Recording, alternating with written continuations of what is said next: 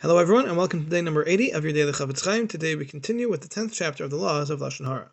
Chofetz Chaim writes in halacha number 9, we have been discussing the circumstances in which a person is allowed to relay negative information, and we said that needs to be done in front of 3 or more people at a time.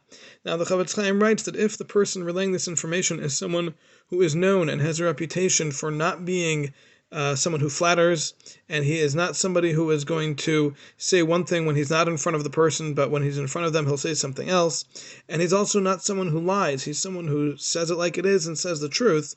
Someone like that would be allowed to relay the negative information even to just 1 or 2 people.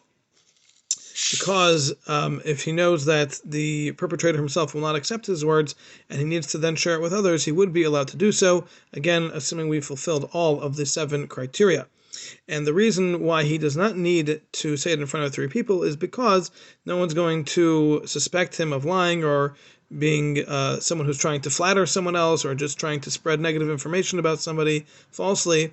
And therefore, as long as we fulfilled all of the other criteria, then that detail of needing to say it in front of 3 people will not be necessary with such a person.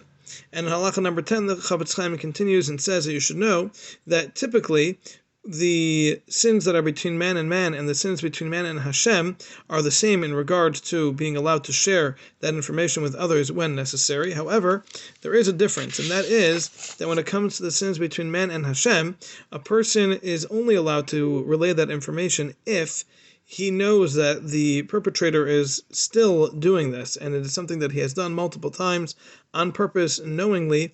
Then he would be allowed to relay that information. Otherwise, he would not be allowed to do so, and that would be different than the case of a sin between man and his fellow man.